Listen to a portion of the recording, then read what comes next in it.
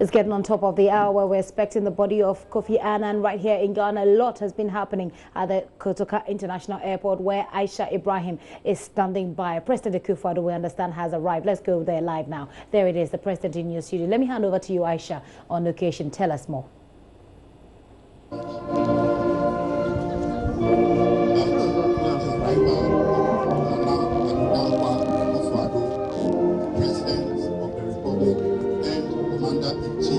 Yes.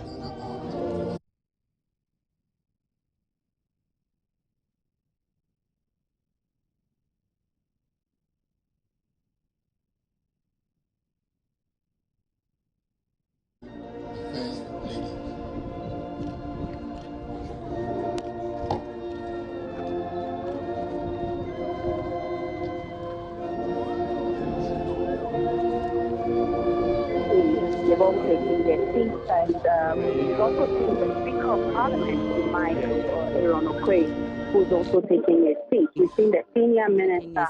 We've seen the senior minister, Yao Safo-Mafo, who's also taking a seat. It gives an indication that the flight carrying the mortal remains of the late Kofi Annan will be arriving very soon.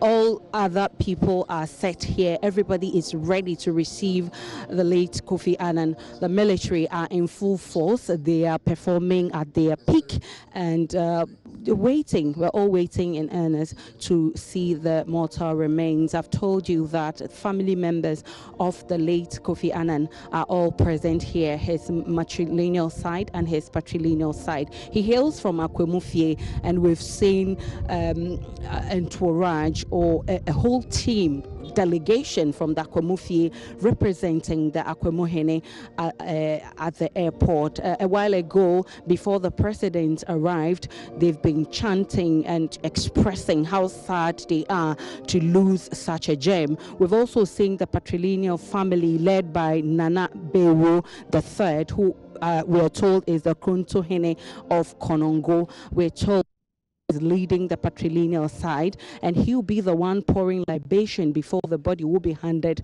to the state. It is obvious that the body will be touching down in any,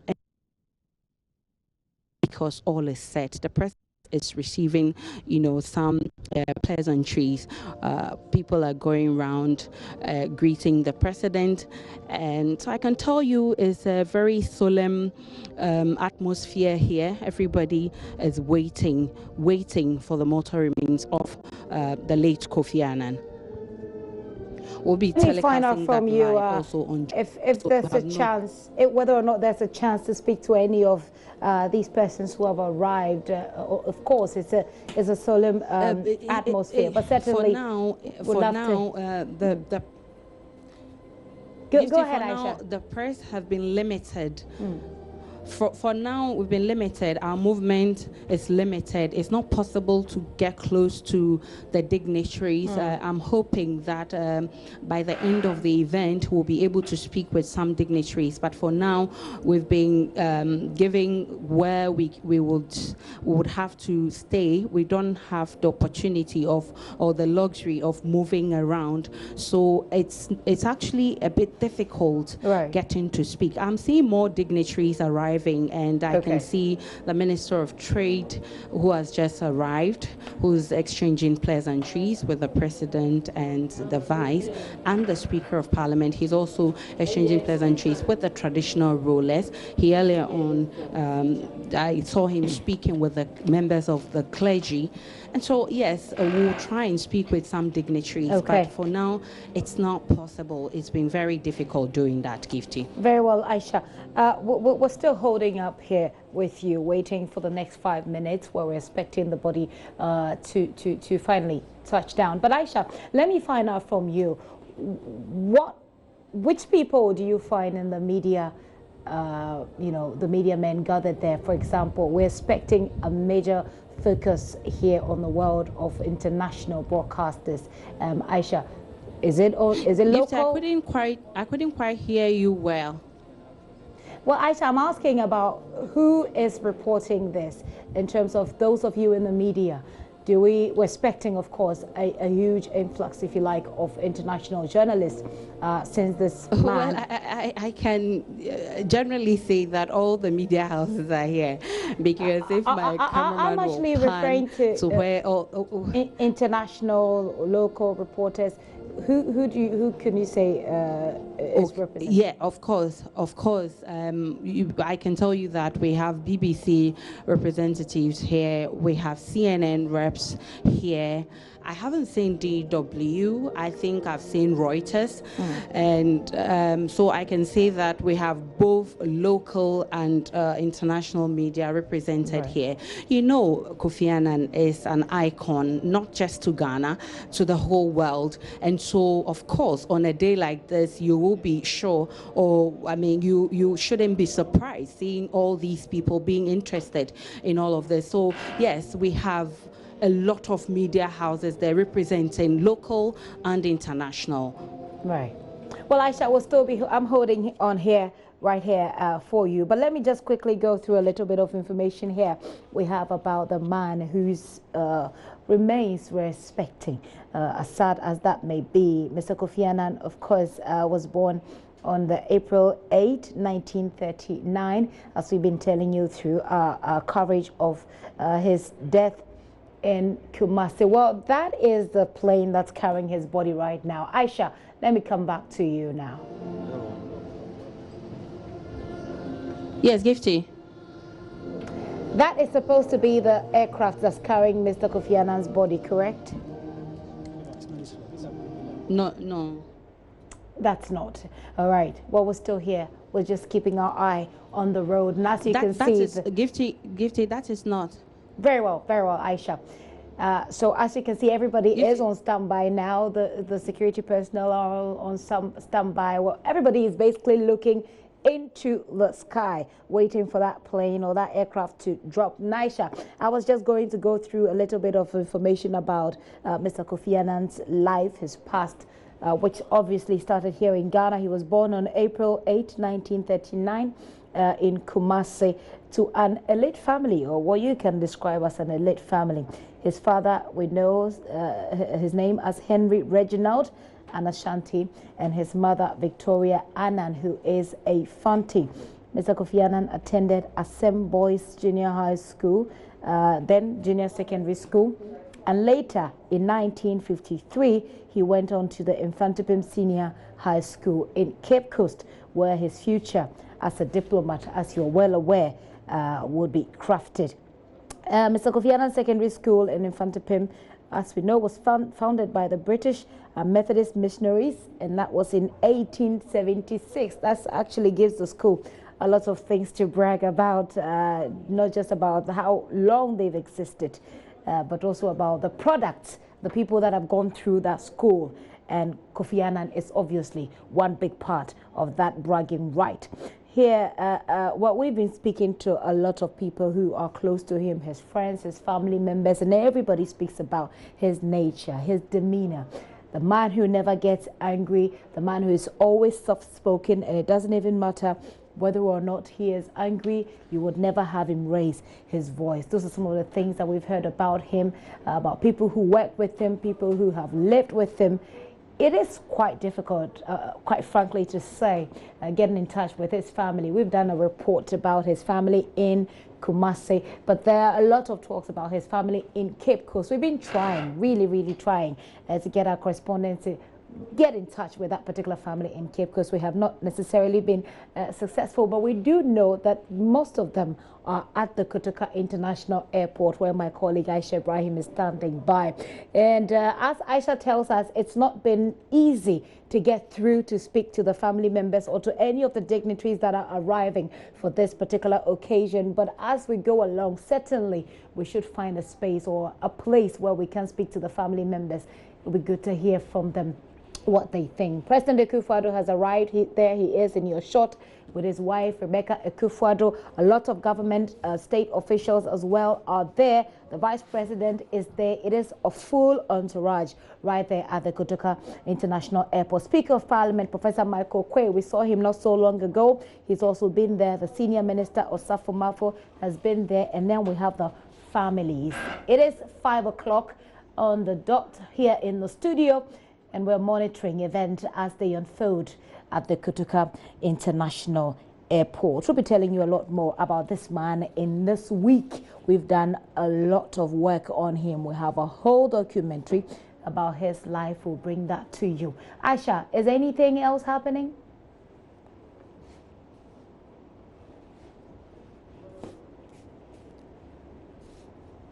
Aisha, if you can hear me, bring us up to speed. We see the president looks like he's singing.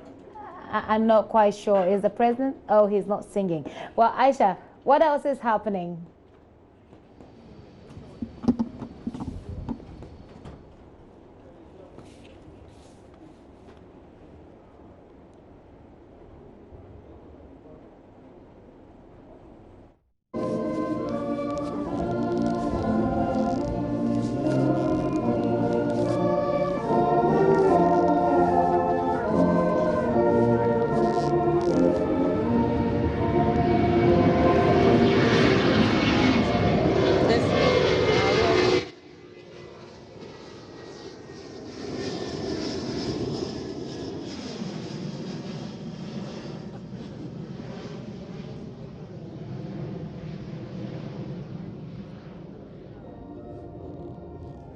We're getting back to Aisha Ibrahim as and when we have anything, but certainly the president there waiting anxiously, it looks like, for that flight. But let me tell you a bit more about Mr. Kofi Annan. Well, like I was talking about his secondary school, that's Infantipim School, which was founded by the British Methodist missionaries in 1876.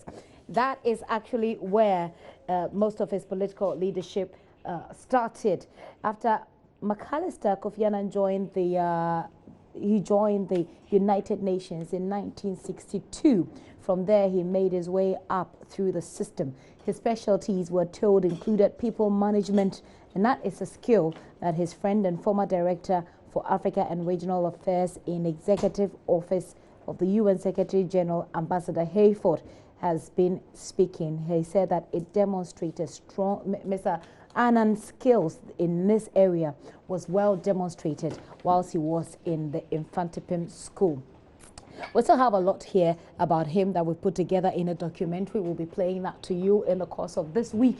But Malik Abbas Dabu, editor at myjoyonline.com, has just joined me so we can talk about this man. What is it that he stood for? And even though a lot of people, Malik, you're welcome, I must say, even though a lot of people have said that, look, he has lived his life, what is it that we have lost, you think, Malik?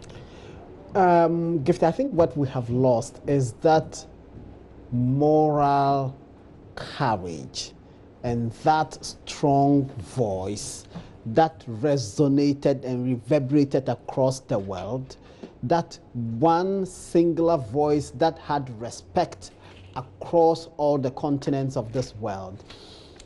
It doesn't seem to me that there was anyone, any single individual, probably save the late Nelson Mandela, who had that level of strength and courage and respect and dignity and value, that his words carried so much weight that they weighed down even the superpowers of this world. And we know his history and his opposition to the war in Iraq, and the fact that many decades down the line, everyone is saying Kofi Annan was right. And we know that he was frustrated, he was unable to stop that war. And I have said on radio that at the time I was politically aware in 2003, and I followed all the development and all his protestations and the attempts he made to stop that war. And he insisted, first of all, that if you want to invade Iraq, let there be evidence that Saddam Hussein is indeed harboring weapons of mass destruction before any such action will be taken. And so under his leadership and the leadership of Mohammed El Baradei and Hans Blix was the chief weapons inspector of the UN at the time. And then Mohammed El Baradei was the person who was leading the International Atomic Energy Agency, which was responsible for the world peace and for monitoring all of these weapons. They went into Iraq. They spent weeks and weeks, and there were questions about whether the Iraqi administration led by Saddam Hussein was giving them access to all the military installations. And I remember at the time, Hans Blix stated categorically that there was no any impediment to access to the inspectors, and that they had not found any traces of weapons of mass destruction in that country. And that has been confirmed following, I mean, fast forward in the report, in post-Iraqi reports that we saw in the United Kingdom. But about how they were so wrong. It speaks eloquently to the character of the person Kofi Annan, that he stood against the world superpower. And I remember at the time the Bush administration was determined to go to war at all costs. And I remember at the time the U.S. permanent representative to the UN, John Bolton, who is now currently in Donald Trump's administration. John Bolton actually told Kofi Annan that if he took a position against the U.S. interests, he should come and take the headquarters of the UN from the U.S. But Kofi Annan stood his grounds. So that's the character of the person that we are talking about. And you will remember that even after he left the UN Secretary General, the UN job, they still had to come to him to help, especially in the war in Syria. Absolutely. And that is one of the things that people have said, that it was the things that he could not necessarily achieve. But fast forward, Malik, just yesterday, CNN was reporting that, it was actually Al Jazeera, was reporting that there was a meeting between the Russian president, between the Turkish president Erdogan. And another president, I've forgotten about, how to deal with the problem in Yemen, in Syria. You know? So it's one of the things that I'm hoping will make him happy even in his grave. No, but you see, the reason why Kofi Annan couldn't achieve the things for which he set himself in Syria, and for which reason he actually left the job, was because you have competing interests in Syria playing out. You have all manner of interests, and if you watch some of his interviews with the BBC, he made that clear. BBC Hard Talk, Zainab Badawi, he made that clear that, look, he got into this. He was expecting that the leaders will behave maturely and that they can find some consensus and deal with the problems, because the cost, the human cost in that civil war in Syria is high. But here you are, you have global powers. You have the United States having interest there. You have Russia having interest there. And when you bring United States and Russia into any matter, that's a whole different in fact, it is often joked that those days, whenever they met at the UN Security Council and they were haggling and debating over issues, Kofi Annan will remind them that, you guys, the way you are behaving, if I recorded you and put you on the TV, all of you would lose respect. So you have to behave yourself like the adults that you are. But, you know, he left the Syria job because it was leading nowhere. Because and it gets frustrating. A man can only do so much. Absolutely. And he had done his bit. At the time, there was an incumbent UN Secretary General, and you have to remember that even when Ban Ki-moon came in as UN Secretary General, many people, even till date, still believe that Kofi Annan was Secretary General of the UN. And it tells you how much work he did, how he represented this global organization, and the central role that he played, to the extent that many decades after he had left, many people still perceive him as a UN Secretary General. He did make a mark, which is why in the coming few days, the whole world is going to be focused on us here in Ghana. But how we put this man to rest, and about the things we say about him, what we remember about him. Malik, I was just going through his biography, if you like, which is something that we put together in a documentary that will be playing. And Malik, let me take you through that, and let's discuss it at each point whilst we wait. It is 10 minutes past 5, by the way. We're expecting the body at 5, but you can expect a few delays here and there. As and when, we will be going to Aisha on the ground to tell us what's happening. But Malik, In this documentary, we're reporting that his active involvement in politics on campus did not translate into dabbling in politics at the national level. But certainly, when someone has the potential, you know it. And from that place in Fantipim, we saw that happen. I'm wondering, what is it? We've seen what Nooks has become today, National Union of Ghana Students. And Malik, both of us were in active student leadership, so we know what I'm talking about. And those who follow student and national politics know the narrative. I'm wondering, what is it that student leadership of today can learn from Kofi Annan's beginnings way back? And do you even think that this is an opportunity, or this creates an opportunity for them to learn from his persona, even from the student politics perspective? I think even our own national discourse should demonstrate to us what leadership at that level means. And you are talking about all of the things that we did. We had to go for vetting, didn't we? And you remember that vetting, and how some of the vetting committee members attempted to intimidate us, and how you had to stand your grounds, and eventually you had to go and meet with students, you have to persuade them, you have to talk.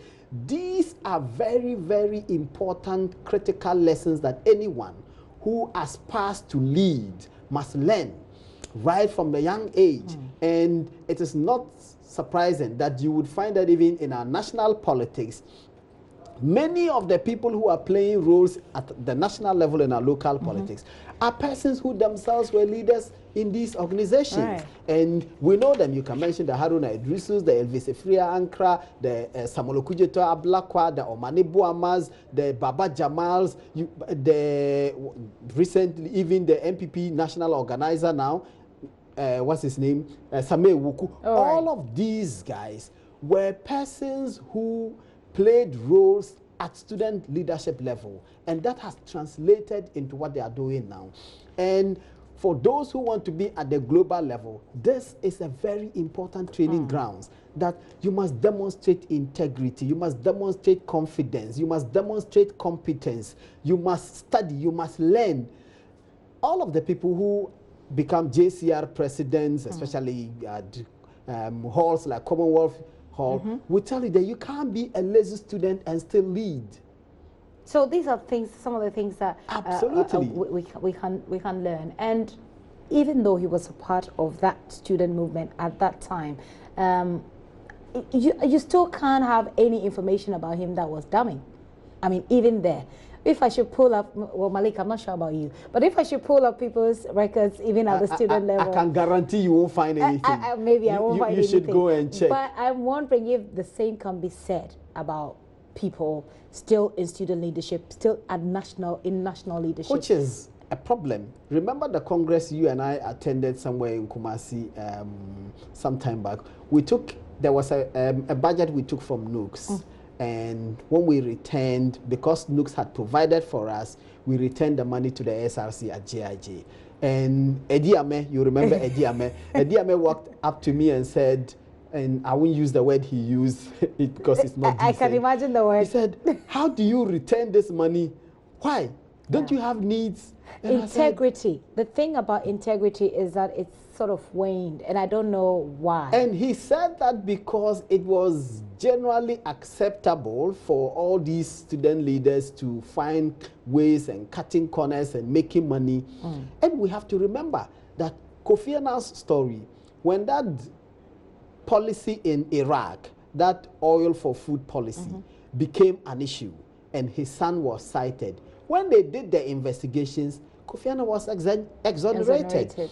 And I said, at that time, this was an opportunity to cite another black person at the global level as doing something wrong. But because of the way the man had led his life, integrity, they found absolutely nothing. So he left the UN Secretary General with his integrity intact, which is an important lesson for everyone. And you could still say it was intact even until the point of his death. Absolutely. Which is why a lot of people, including myself, say that, look, he has lived his life, and we thank God for his life. Malik, let's talk about his time in the United Nations once more, as based on what I have here. So after school, he joined the United Nations in 1962. Yeah. That's a long time. Very long time. And so he rose through the ranks. And I'm wondering, if people today still have the patience, Malik, to go through, you know, the structures Gifty, of he didn't institutions. only rise through the ranks. He was the first, since the founding of the UN after the Second World War in 1945, he was the first person to rise through the ranks from the UN to become Secretary General. Wow. It had never happened before. Never happened. Yes.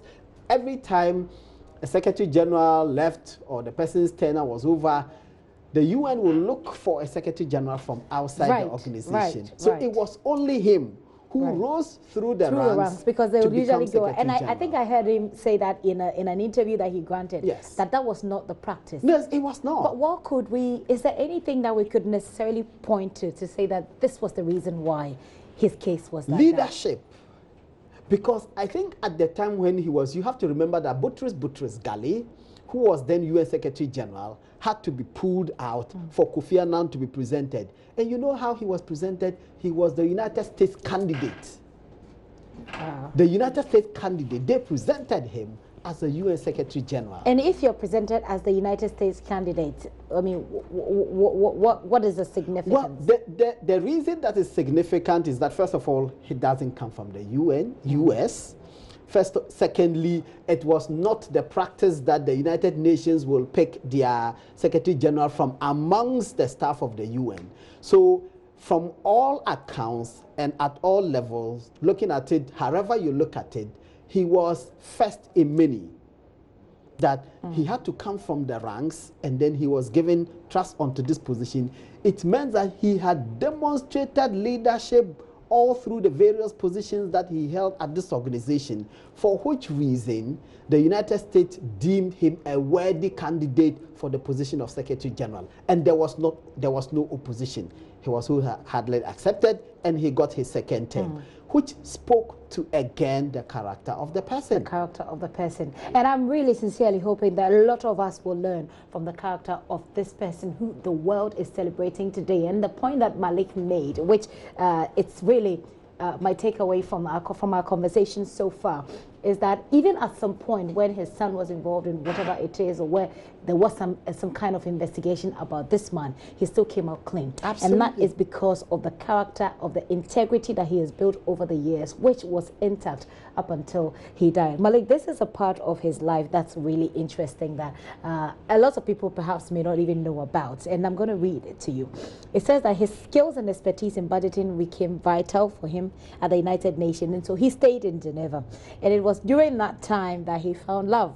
In 1965, when he married one Titi Lola Alakija, the daughter of a former Nigerian Supreme Court justice. The woman, we're told, was then taking French lessons, but then that relationship didn't quite last. Yes, again, which means that even great people have their downsides, and misfortune befalls everyone.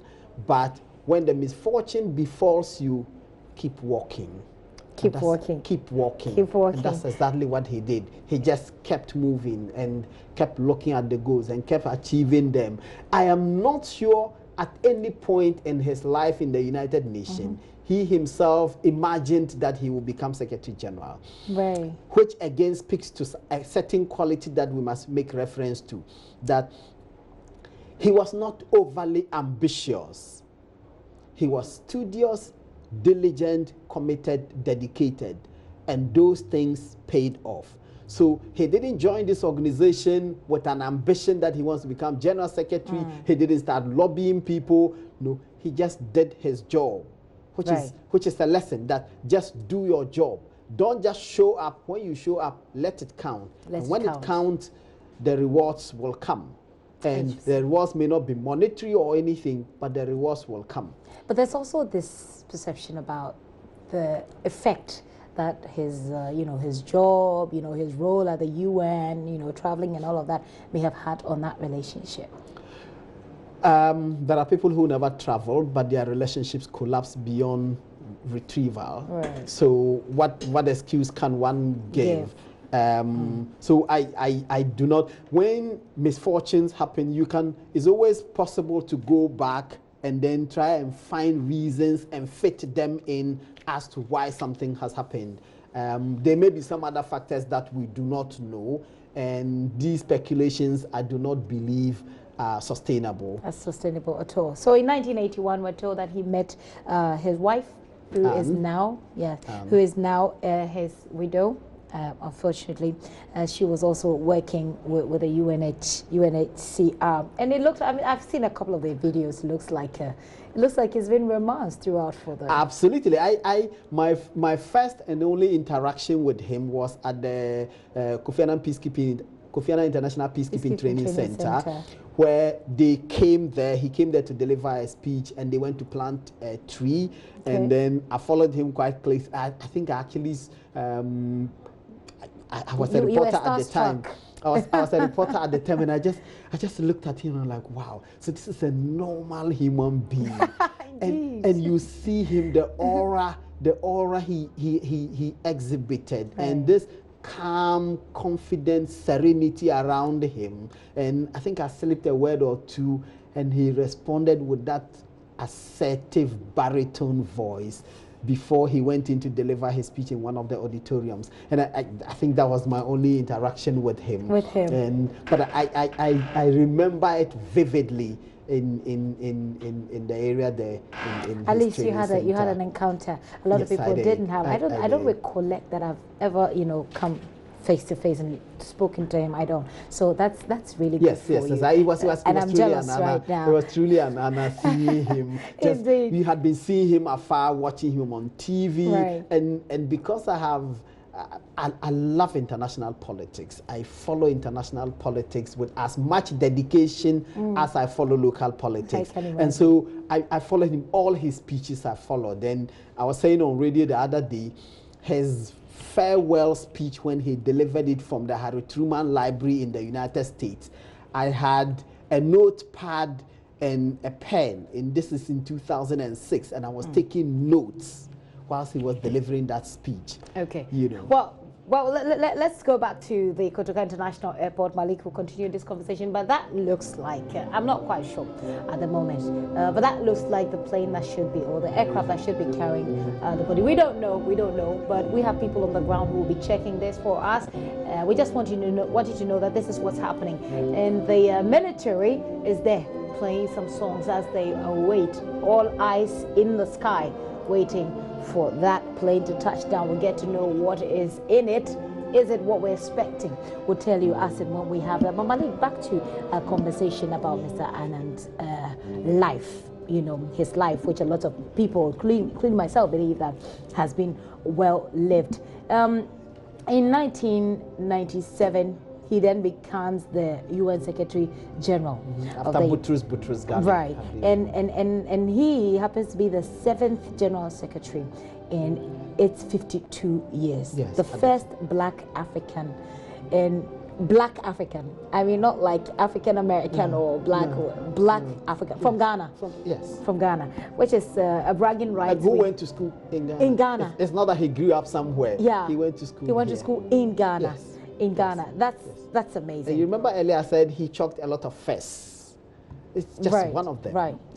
So many firsts. Right. And the good thing is that in spite of the suspicions that usually when blacks rise to certain stature and fame, they fall, Kofi Annan retired with dignity, and he died in dignity.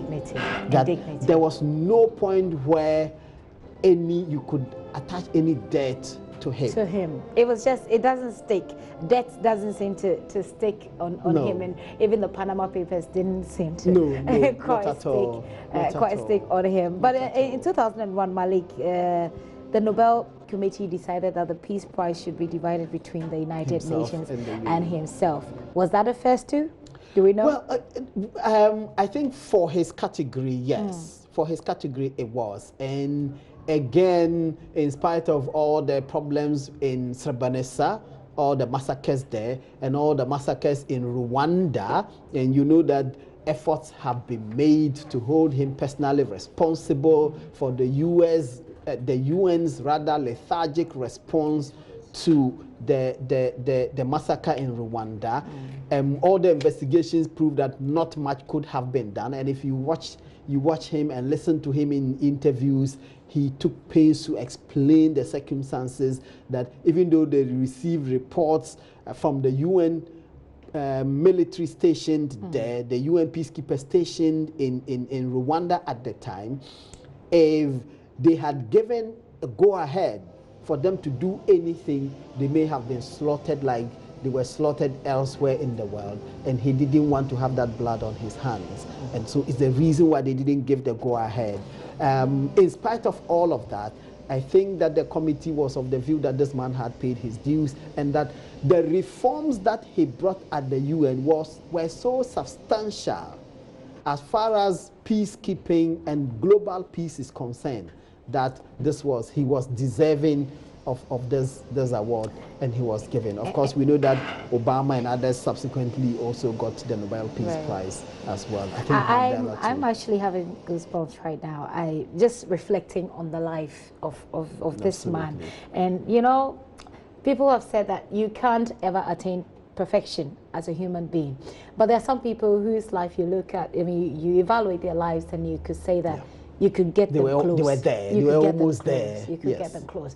And out of all of these, Malik, it will be useless if a life that is so well lived goes without anybody learning anything from the person's life. That's absolutely especially true. People in political leadership.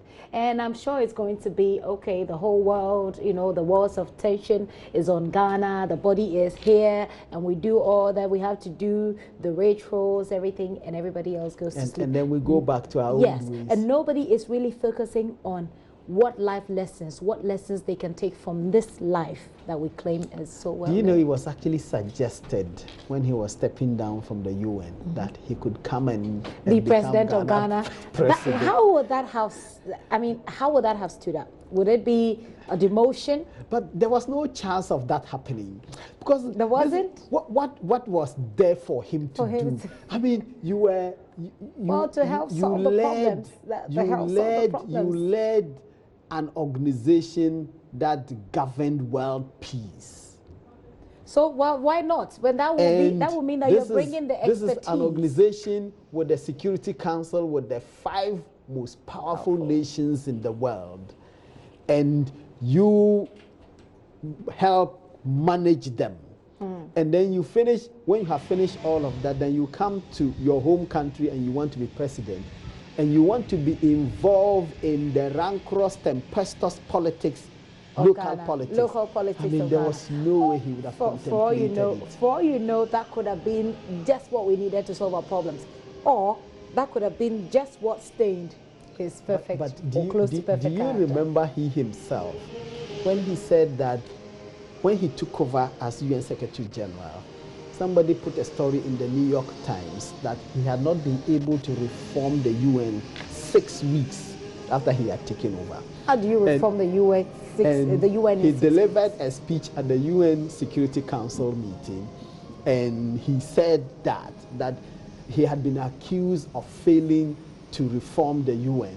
And in response, Sergei Lavrov, who was Russia's permanent representative at the UN, told him that what was he complaining about, that God used 6 days to create the world. And in his response to Sergei Lavrov, he told him that yes, but God had an advantage that he doesn't have. That God didn't have to deal with men like him. Certainly. But Malik, away from all of this, and I'm really beginning to believe that this is it, right? That this is the aircraft that's carrying the body. A lot of focus on it at the moment. That is it. So now we're just going to have to wait for it to touch down smoothly, and let's get to Aisha. Let's get to Aisha on the ground. Let's see what's happening there. Aisha, do I have you? Yes, Gifty. As you can see, the flight, the UN aircraft LXGJC has just touched down. That is the aircraft carrying the mortal remains of the first black African to become Secretary General of the UN. I'm talking about Dr. Kofi Annan. And the president will, in a short while, accompanied by the vice president, the chairman of the planning committee, and some members of his family will receive the body. Before that, the military will be putting up a performance to receive the body. And I told you earlier, there will be different prayers by the clergy, and also there will be libation poured by the family before the body will be handed to the president. And of course, you can see it's a very solemn atmosphere here. Everybody is just waiting to see the body. The aircraftsmen are getting ready to open the craft to bring out the mortal remains. So, Gifty, everyone is ready here. We're all waiting for the body to come out of the aircraft, and the necessary ceremony will follow. Okay. Well, Aisha, we'll be coming back to you. We'll see that we'll see a couple of people working around the aircraft, doing what they need to do. Myself and Malik were here. Malik, let's keep talking as we wait for that body to get out of that aircraft. Now, Malik, put aside the challenging times that he had to deal with, especially with what was happening in Iraq at the time. And as you said, he was brought forward as the U.S. representative at the time that he was going to be the UN Secretary General. But what would you say was his role in the MDGs, and you know, how he followed through? It's one of the reforms that he brought about. You have to remember that his concern for humanity was unsurpassed. And so here is a world leader who is saying, well, we are fighting for global peace. We want there to be peace and not war. But in the absence of war, there are people who go to bed.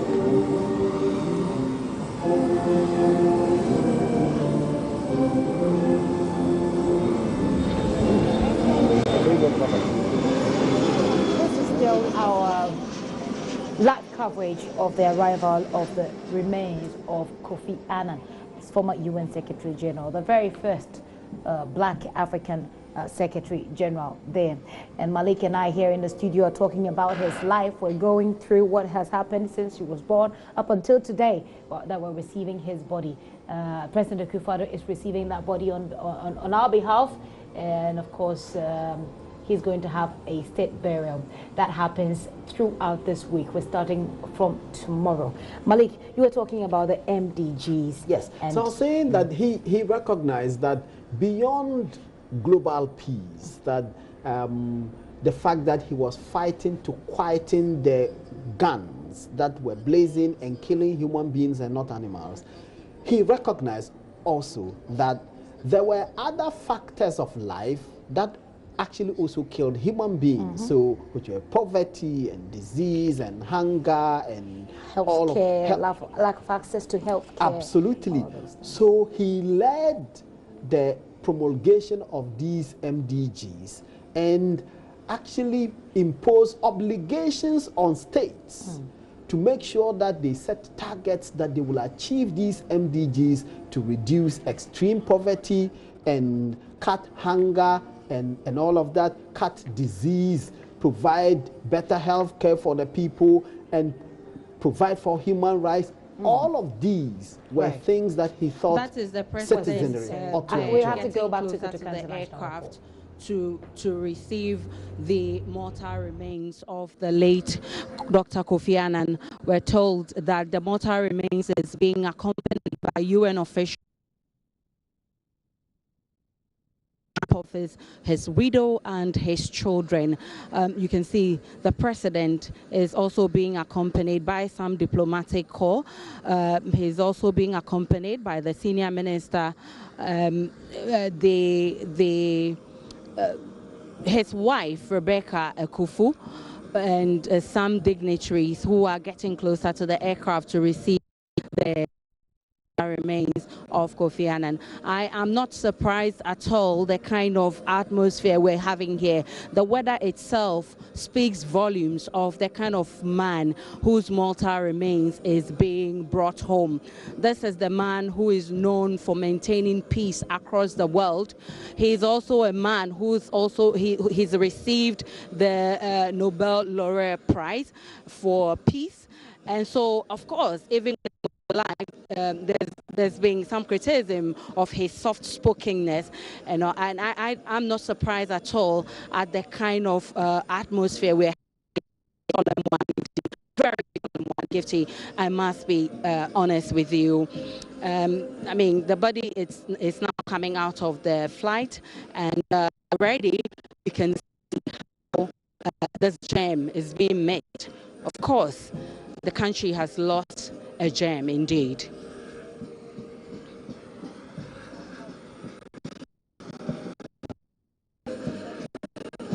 The president looks like he's got some grandchildren there too. So you can see some. Malik, I'm wondering, what does a moment like this make you feel as a Ghanaian? It's quite a somber one, like, as Aisha put it, and you have to be proud to see that a son from the soil attained the heights that he attained. And in fact, I remember somewhere in 2006 or 7, I was watching TV. There was a program, I think in the UK or in the US, one of them, and you had the current president who is working with the widow of Kofi Annan, himself as foreign minister at the time, and you had Kufuor, who was AU Secretary General or something. Secretary General or chairman, or AU chairman at the time, and then you have Kofi Annan, who was UN Secretary General. And I was watching them on the television, and they were on a park, and you had all three of them being granted interviews by 3 different media houses, and they sat close to each other. You could see these 3 illustrious sons of Ghana on the international stage, granting interviews to the international media, and you just had to be proud that you were a Ghanaian, that you had your president who was foreign minister, who at one point had to conduct UN Security Council meetings, and you have so this was your foreign minister, you have your president who was AU chairman, and you have another son of the land who was head of the global organization, the UN. Right. All of them playing important roles. At this point, I don't know. Aisha, can you tell us what is happening at this point? Yes, Gifty. So you just saw the president welcoming the delegation that accompanied the mortal remains back here. And you can see, you saw in the picture a while ago, he was accompanied by the widow, the children, and I can see some small children, supposedly his grandchildren. And so they've all seated, and the ceremony is about to commence. We're told it's going to be a very short ceremony. The military will be performing some drills before the body will be brought out. There will be some prayers by the Christian community. There will be libation poured by his father's family before the body is handed. So,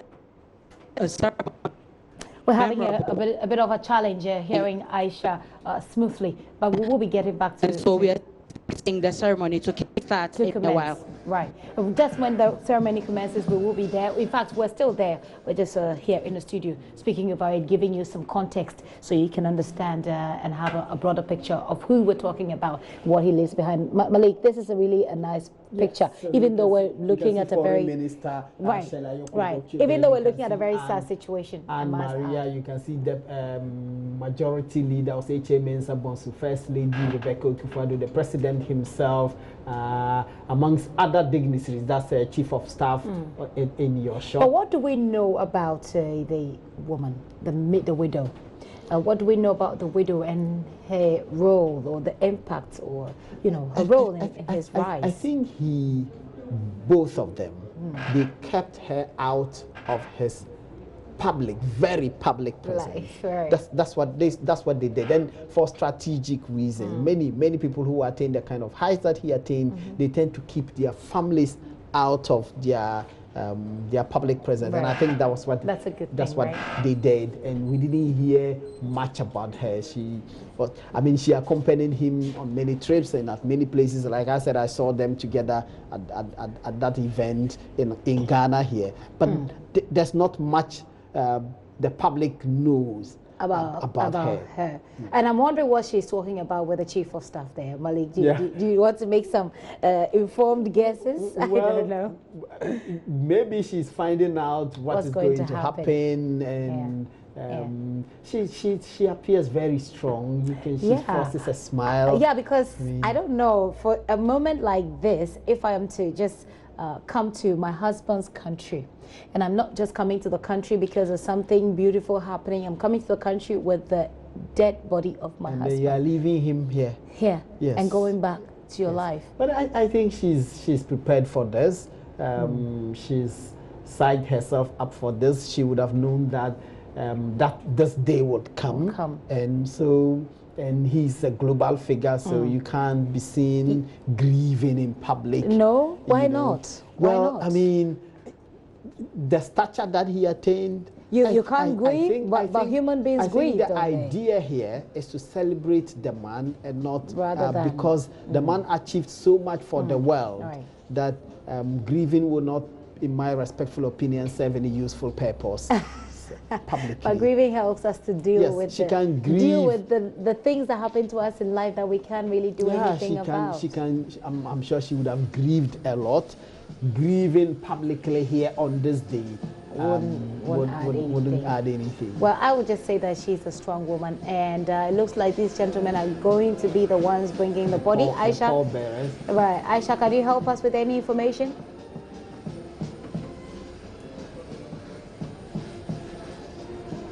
Okay, well, certainly they're heading towards the body. Certainly, like Malik says, the pallbearers are going to bring the body right out of that aircraft. And it's beginning to get quite emotional. Usually you get over it, but at a point when you get to see the body, when you get to see and begin to think in your head that this is the body, this is the last of this person that I love so much, it gets really emotional. This is our live coverage of the receipt of the remains of the UN Secretary General, former UN Secretary General Kofi Annan, who is a son of this country. He's going to be laid to rest here in Ghana, and the world is focusing on that ceremony, which is just about starting at the Kotoka International Airport. Here on JoyNews, we're live on the ground. We're bringing you up to speed on each of that moment as it happens. Malik, still again about his wife, I'm wondering, do we know the sort of relationship that they may have or that may exist between the wife and the Kofi Annan's family, most of whom we're told are at the Kotoka International Airport now? Yes, and if we may just run through some of the family members. You just mentioned his wife. We know that he has a son. Kofi Annan is his son. There is Anna Annan, who is he has two daughters. Anna Annan is his daughter. There is Nina, also a daughter. He has a sister who is A.C. Arthur. There's Kobna Annan, his brother. His Ifwa Atta, that's his sister. Is that his sister that died? Yes, Victoria Annan, his mother. So that's how his family looks like. Okay. It's all you can say about himself and his wife would be to say he saw her as an equal, and there was this chemistry between them wherever they went. And if you listen to his own stories, when he said after he stepped down from the UN, they decided to go somewhere else and go and hide, and they went out to go look for a newspaper and buy that incident where somebody walked up to him and asking him to sign an autograph, mistaking him for Morgan Freeman. And when he died, there was actually a photo of Morgan Freeman, and someone said, R.I.P. Kofi Annan. There were so many of them. Oh dear Lord. There were so many of them. But so you there could, it is, Malik. Absolutely. There it is. This is the moment we've all been waiting for here, Malik. Yes. This is the moment we've all been waiting for. They're going to carry this body, take it slowly to where the people are, and they lay it in state there. and the ceremony will begin from there. I'm wondering if we still have Aisha to tell us a bit of what's happening on the ground as the body is being carried.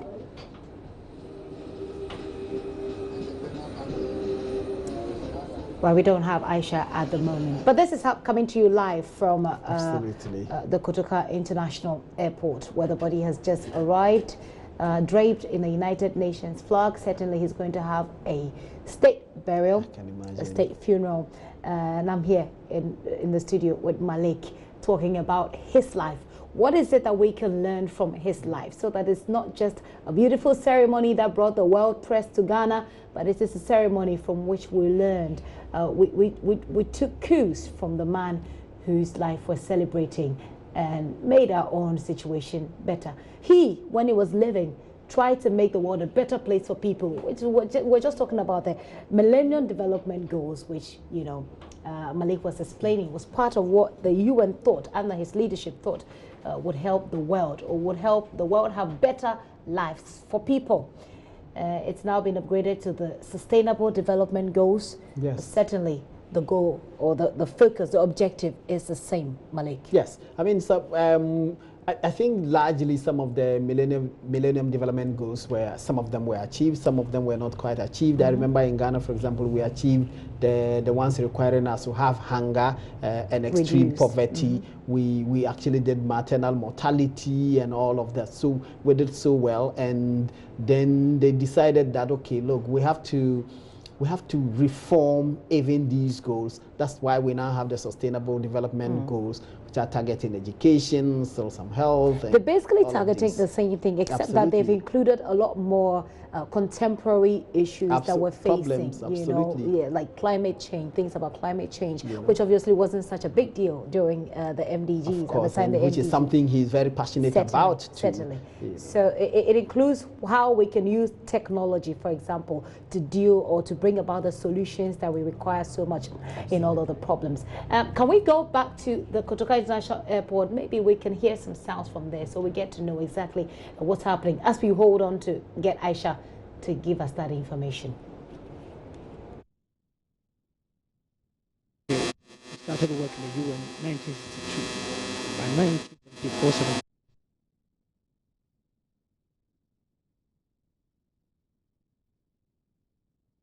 okay, so we don't want to give you that sound. It doesn't sound pretty perfect. We'll work on getting it to perfection, and then we'll bring it to you. But we are on the ground. My colleague Aisha Ibrahim is on the ground. We've been for some hours now, gathering a lot of information, telling you what's happening, preparing the body for receipt. We understand that there's going to be pouring of libation from the families of both families, maternal and paternal families of Mr. Kofi Annan. And then once that is done, the body will be handed over to President Kofi Annan. So that is what looks like is happening there, the pouring of libation. Malik, I'm wondering if you have anything to say about what's happening at the moment. This is who we are. And this is to be expected. But one of our colleagues says, his classics lecturer said, it is making of libation, not pouring. Not pouring of libation. Oh, right. You make libation. Because the whole process is the libation. Yes. So you're not just pouring the drink. That's just a custom demands in Ghana to signify. Aisha is speaking. Can we go back to Kotoka International Airport? The death of a person. Right. So the making of libation, as we've just learned, is what's happening now. There's a microphone, but it's quite difficult to hear exactly what they're saying. Hopefully, when we have Aisha on the line, she'll help us with that sort of information. And Malik, we're talking about his family and the sort of relationship that existed between them, between you know, Mr. Annan, because he's obviously not. He hasn't been living in Ghana for so long, so it certainly will mean that they're not so close. That's the sort of information you get to pick on. You know, when you rise to a certain stature in society or in the world, you get to a point where you are no longer property of your family. I know. And there are many individuals who rise to that level, and you can't be, you are only property of the family when you are what he is now, mortal remains. Right. That's when you are, but even now, as long he's as a state property. Yes, as long as you live, well, the state will only do a ceremony. When it comes to the final burial process, that's left to the family to handle. And in fact, if the family was minded, the family would say, let's go and bury him in Kumasi somewhere or somewhere in the central region. And the state couldn't say no. Okay. So remember that when the president unveiled the government's plan to give him state burial, he caveated it by saying, if the family permits. Right. So that's recognition that the president knows the law, that usually the body is for the family to handle, and all funeral matters are matters for the family. But as long as the person lived, the family won't have so much control over the person, because he's become national or global icon who transcends his family barriers. Let me go to Kotoka. Aisha Ibrahim is there for us. Aisha, a lot has happened. We've seen the movement of the body. Now we see some prayers being said. Can you tell us a bit more of what we can't hear? Aisha, go ahead. In the last few minutes, a lot have happened here. There's been some formalities before the body was brought out of the aircraft. The body is finally out. The casket is wrapped with a UN flag. We've seen libation poured by his patrilineal. Brewood III is the one leading the patrilineal family. He's called the libation already. There's been the Christian prayers. And now you can see that the body has been carried by the Ghana Armed Forces. It's going to be marched towards where the president is seated. You can see all other dignitaries are upstanding, welcoming the casket, which will be laid very soon.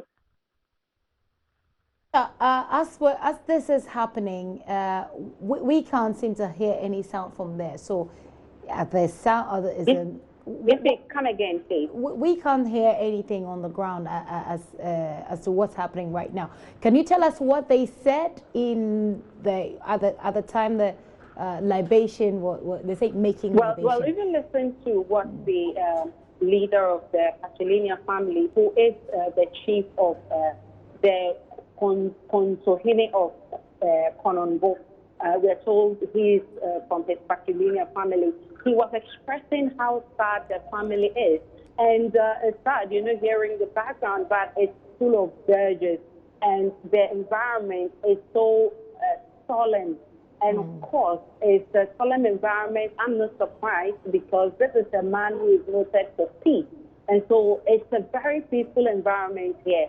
They're carrying their body here, and they are going to lay at where it's supposed to be laid. Okay. Of course, the Nana Brewo made the point that, you know how that can say it, and he made mention that from both matrilineal and patrilineal families where he hails from, they really, really loved and cherished him. I'm sure you're aware that he's from royal family, both matrilineal and patrilineal, but it's amazing that the man, when he was alive, he always said that he is a tribal, from a tribal wealth. But today, that is all coming to play. Both of families are really showing how much they really love this gem. And so it's not about the whole world only loving him, but his family also really cherished him much. So briefly, and it's of course the same thing that the Christian prayers said by the pastor mentioned. He said that it's a life well lived, and he's hoping that he will find peace and rest in the bosom of the Lord. So basically, those are some of the words that are being shared here as the remains of the late Dr. Kofi Annan is being received. Gifty. Aisha, what can you say about the sort of people who have come to the place, beyond the dignitaries and those that we see? Do you see people who are like spectators or people just coming to the place just because they've heard that this is happening there? Beyond the dignitaries, who else would you say is there? I can't quite hear you well, but if you're asking which people are here beyond the aside dignitaries, the president yes. and the dignitaries, yes. I can say that there's members of the clergy, the traditional rulers. There are individuals who I'm sure had one thing or the other to do with the late Dr. Kofi Annan, who are all here. At this moment, you can see some emotions here. Those who are shedding tears are doing so. So, of course, it's not only the president and the dignitaries. The military is here. We are fully aware of that. But there are individuals here who also love and cherish this man. They're members of the media fraternity. We're all here. It's really a solemn moment for all of us. Right, Aisha, thank you very much for giving us that update. Do stay on with us. We'll be coming to you. And these are live visuals from the Kotoka International Airport. That is the body, the remains of Kofi Annan being laid there in state. His wife is there, his children, his grandchildren, or the government, the government machinery indeed is represented here at the Kotoka International Airport. We look to see what's going to happen from here now that the family has done their bit. The clergy, the clergy has done their bit. Aisha, what's going to happen from now? What are we expected to see? Gifty. Aisha, what's going to happen from now? Yeah, so one interesting thing that has happened here, if you can see there's the chief, the Ashanti chief, the chief of Konongo, who is representing the family, Paul earlier. He was because he was shedding tears, and as you know, chiefs don't shed tears in the public. Same goes to the queen mothers that accompanied him.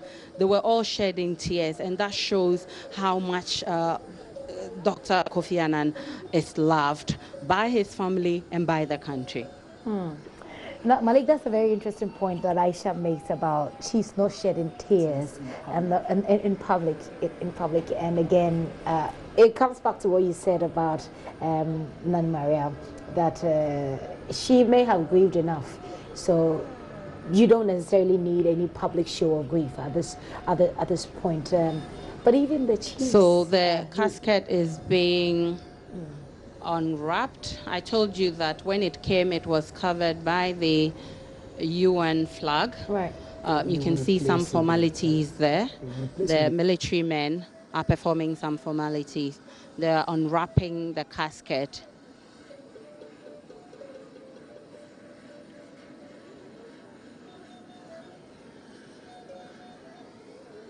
And you can see the way in which it's being done. It all has meaning. And I can also tell you that there is some traditional play here. I'm seeing a lot of things I haven't seen before. If you look at where the chiefs are seated, especially his patrilineal side, you can see how they're clenching their fingers together. And that, I'm told, has a lot of meaning. It goes deep to explain how they feel as, a father losing a child. It goes deep to explain how the pain is rooted down, their heart, showing how they feel about this death. You can also hear the matrilineal side also playing dirges.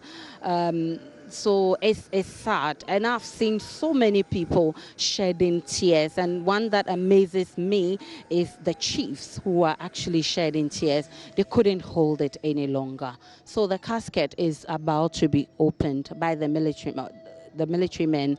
Okay, so as the UN flag has been unwrapped, it's going to be replaced by the Ghana flag, and you can see that beautiful thing being done by the military. It's done in a particular style, which makes it more beautiful. Right, Aisha, we were just... you can also hear in the background how people are now wailing people are shedding tears. They're wailing, especially from their mother and father side. It's really a sad moment here. And we can certainly see that on our screens. Aisha, thanks for that update. We're still staying with you, by the way. So, Malik, the UN flag is out. The Ghana flag is on. The state burial begins from here. Absolutely. The final journey of the great man, begins from now. And symbolically, he was out, he's home. He's home. So the out there was the United Nations. So the United Nations flag came with him. Now it has to be replaced by his national flag. Which is the Ghana flag, which is what the military men, the pallbearers are doing with military precision. Right. And they just don't do these things. They do not just unwrap the flag. You just take it off and put another one. It is folded in a particular way, and it has to be Do we know unwrapped of the significance? That's it. I think it's part of the military drills. If you watch any military burial, that's what they do. Yeah. They don't just open it anyhow and cover it anyhow. All of these, it is folded in a particular manner, and it is unfolded in a particular manner when they are covering. When they have to. The casket. So those are family members you're seeing there. Family members, and this is what Malik, right, those are family members. And you were talking about the chiefs weeping and how that goes against the grain of what we know traditionally. And I was trying to explain to you that they may have heard the man has passed, but they are now seeing him. Yeah. For the wife, she was with him from when he passed up until this point.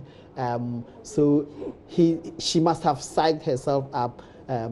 So she's in a better place to actually see what is happening here without much emotion and deal with it emotionally. Absolutely. As against the family members who they are now seeing the body and who perhaps may not have been in touch with him for a absolutely, period of time.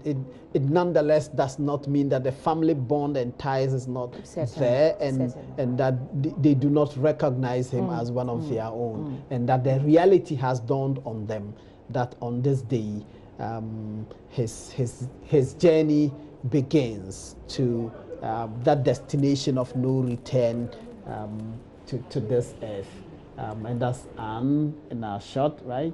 And you can see she's staring blankly. The smile that she wore has all that's not her. I think she was in the other. She was with the other. She came earlier, and when she came, she was indeed so that's Kofi. That's his son. Yes. Kofi. Grandson. Yes. The little handsome boy who finds himself here at this time because of a moment. This certainly is a family member, and I'm looking at these old faces and wondering what they remember of him when he was a young boy. When he was growing up, and to see somebody who was a young promising child, and later on hear of him all over the world, and later on look at his body brought to you back home like this. That must be very hard. That must be hard to take. Are we expecting, Malik, are you expecting the president to say anything at this point? I do not expect any speeches to be delivered here, but you can't tell. But I do not expect any speeches to be delivered here. With what the military are doing, after all of these exercises, the expectation is that the body will be moved to the Accra International Conference Center for the viewing tomorrow, the filing pass. Which has been scheduled tomorrow. And that's for everyone. Tomorrow is for everyone. So if you're at home, wherever you're watching this from, you want to see, Mr. Kofi Annan for the last time, you make your way to the to the Accra International Conference Center, and that's tomorrow. And I think it's about 8:30 a.m. Start from 8:30 a.m. at the International Conference Center. You get to see him. That's tomorrow, because on Wednesday you have government. We understand state officials will be doing their own filing past tomorrow on Wednesday, and on Thursday is the funeral itself. I'm wondering what is happening here. Aisha, can you help us? see an imam. We're going to say prayer.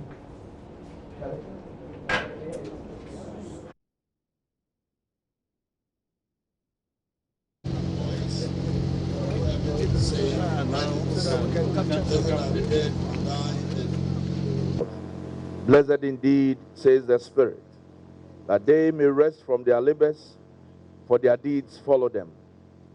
We know that when the earthly tent we live in is destroyed, we have a building from God, a house not made with hands, eternal in the heavens.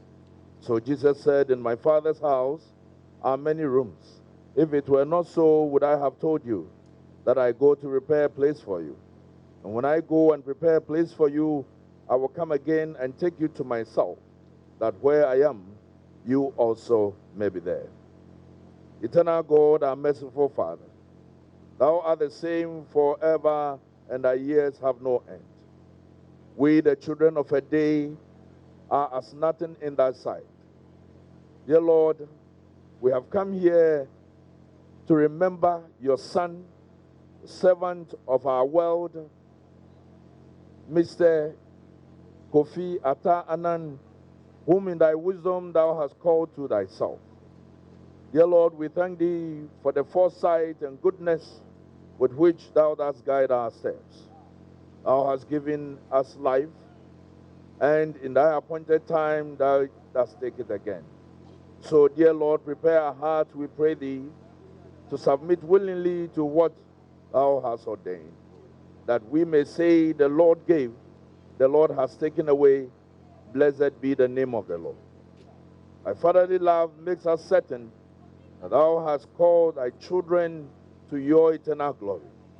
Thou indeed have called your Son, Kofi Annan, to your eternal glory, where death shall be no more, neither mourning, crying, or pain, and where thou wilt wipe away every tear from our eyes. For this, O God, we thank thee and praise thy holy name. We also thank thee for all the goodness thou hast shown to our son, the son of this land, Ghana, until his life end, and for all the blessings you gave us through him. O God, the Lord of life, conqueror of death, a very present help in time of trouble, comfort us, comfort the widow, comfort the children, comfort Ghana, comfort the world, and comfort the family who dearly loved him. And give us grace in the presence of death to worship thee, the ever-living God, and to put our whole trust in thy goodness and mercy through Jesus Christ, our Savior. Amen. Thank you very much. Respectfully, Your Excellency, I will request that we remain standing as the bearer party lifts the casket into the hearse. Then the cortege will proceed to the Accra International Conference Center, where it will lie in state until Thursday for the burial ceremony.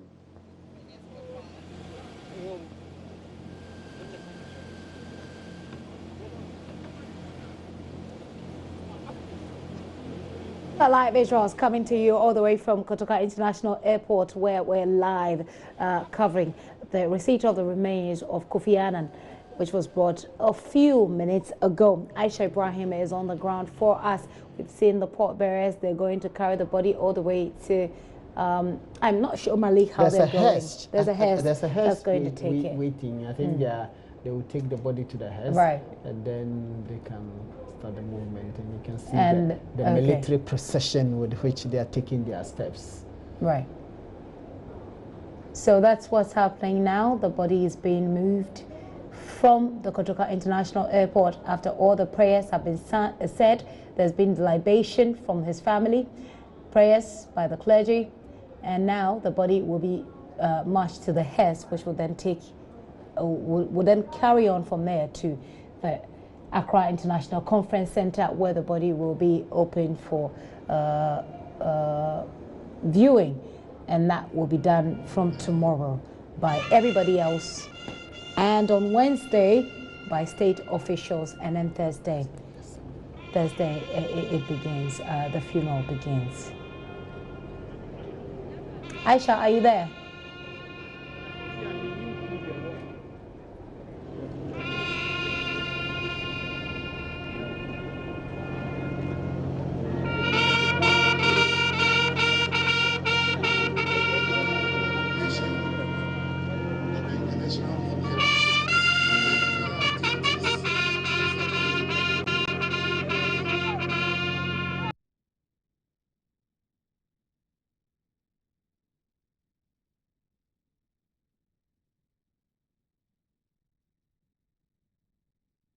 UN Secretary General Kofi Annan has just been placed in the hearse, and from this point on, prayers have been said,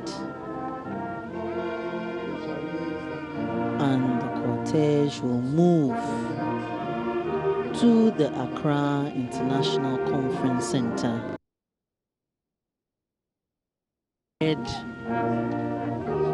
Of 2 days of filing pass, and the funeral rites in the auditorium of the Accra International Conference Center, followed by burial of the late statesman. The final journey for Kofi Annan has begun properly. We should say, and his wife, his widow, going with the First Lady. Rebecca Kufuor. Right. And do we know where they're going from here? Are they going to join? To her, where her lodgement place? I'm sure that would have been provided. Will the family? Is the family? Well, we're told that they're going to the conference center, but will the family be at the conference center too? They may go there, depending on what the program is. The president is exchanging some pleasantries with as people. he prepares to leave. Yes. So from here, I'm not sure much will happen this evening until tomorrow morning when the filing pass happens. Is that the Harry Idrisu, the minority leader? Shaking hands with Vice President. You know, the president almost missed him. And then he had to, he had to come and say, hey, hello, Mr. President, I'm here. I'm sure the president is used to see him in suit and tie. Not used to see him dressed this way. So this is how it looks like the activities or the ceremony is being wrapped up. There, the president in a chat with the majority leader as well, Oseiche Mensah Bonsu. This is how it looks like it's wrapping up at the Kotoka International Airport. The body has come. There it is on its way to the Kotoka, the Accra, has moved. Right, the Accra International Conference Center. Malik, you have any thoughts to share? Yes, I'm saying that the hearse has moved.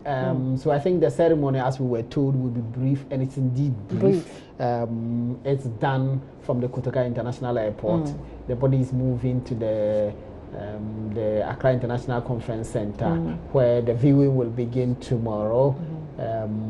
So I think for this evening, there's not much activity expected as far as this is concerned. But it's just beautiful watching the pictures from the. Well, it's supposed to be sad, isn't it, Malik? Yeah, I'm saying that. I mean, it's a beautiful the story ceremony. is a sad one, but there's the scene.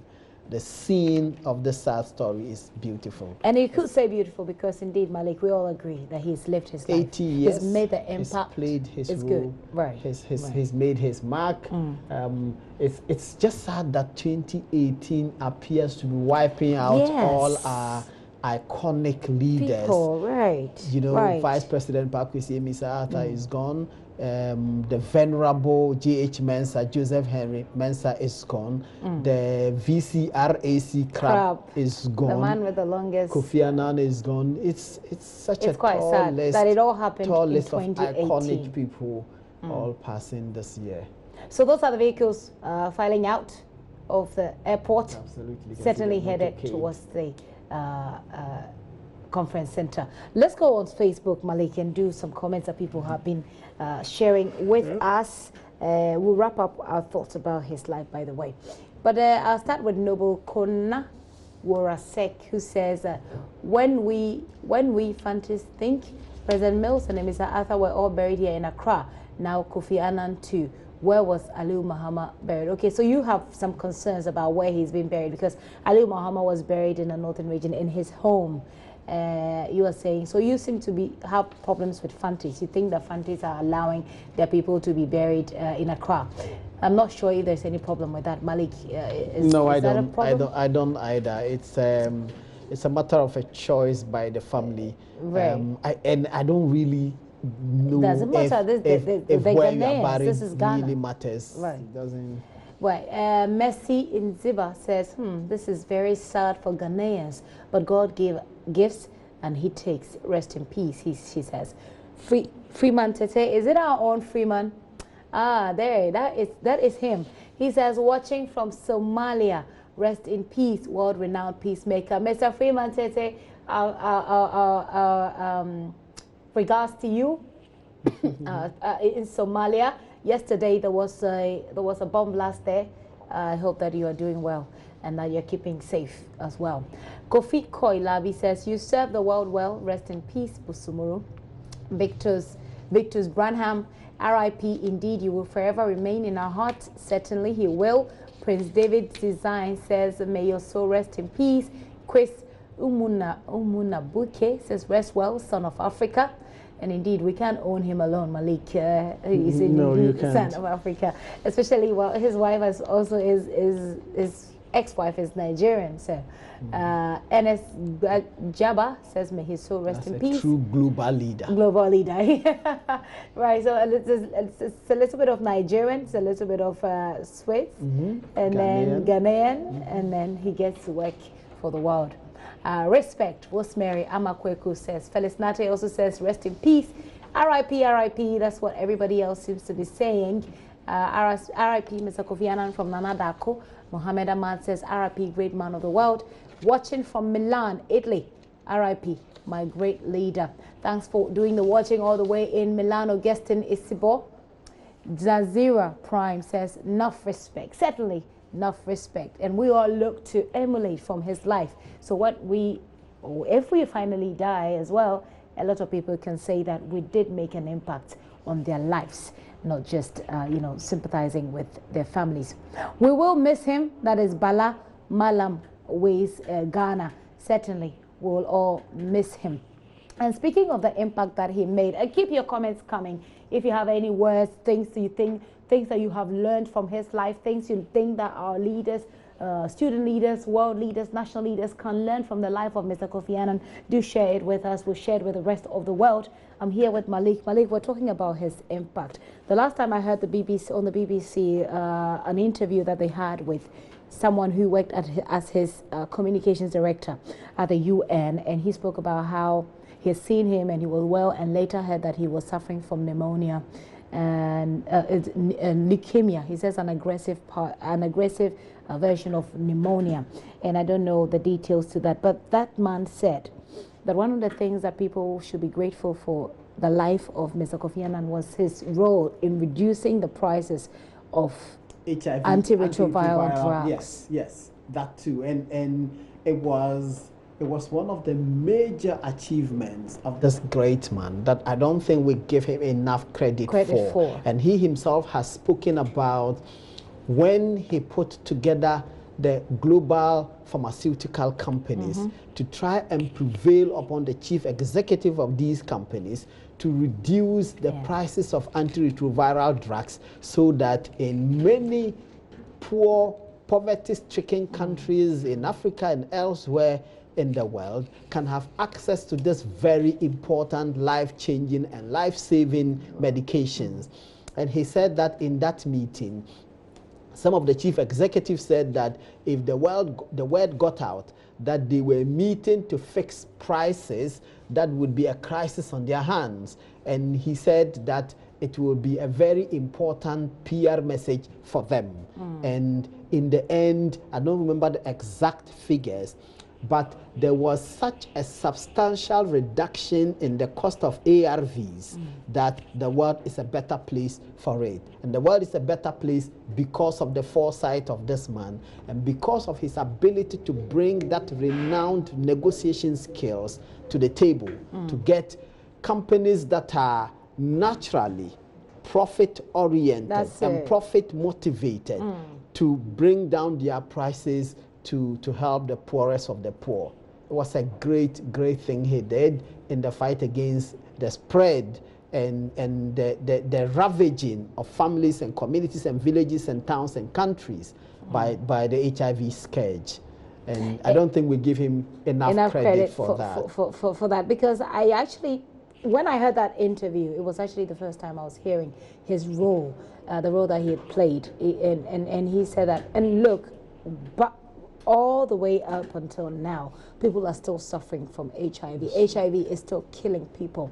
So you can imagine at the time the impact that really his decision made way back. And so who but Kofi Annan would get a private company solely motivated by profit consideration to bring down their price. To bring down their price. Well, it takes a Kofi Annan. And look, Kofi Annan was born in Ghana, went to school in Ghana, lived in Ghana.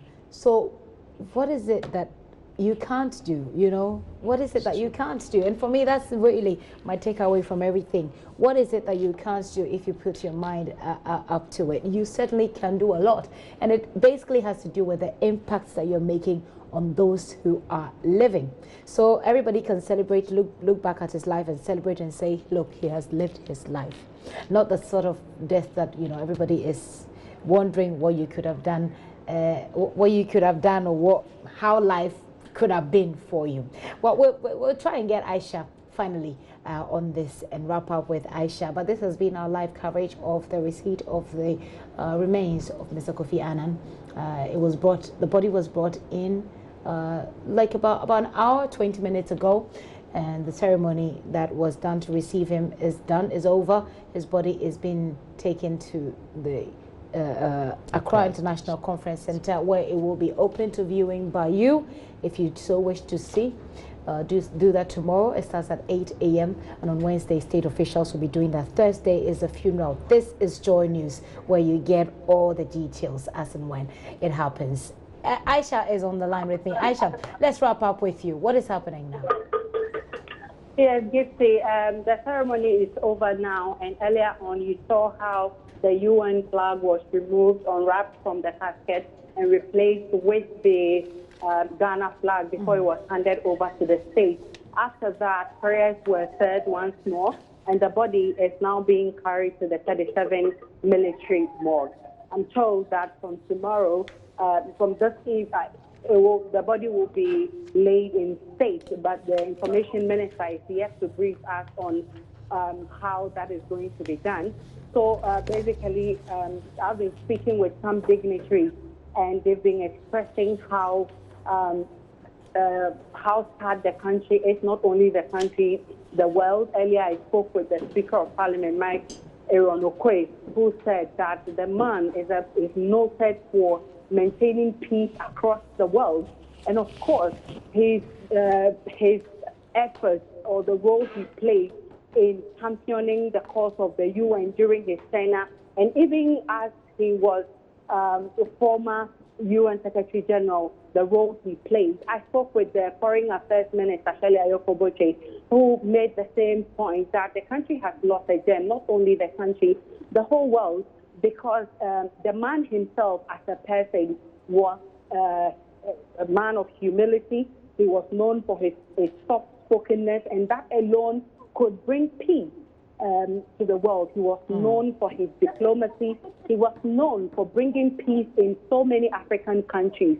I spoke with the representative of Akwemufie at the National House of Chiefs, and he expressed how sad the family is, how Akwemuman is sad. He also expressed how Kofi Annan took the whole of Akwemu to the international front. And so he says that it is a sad day for Akwemuman, And so the family is very sad.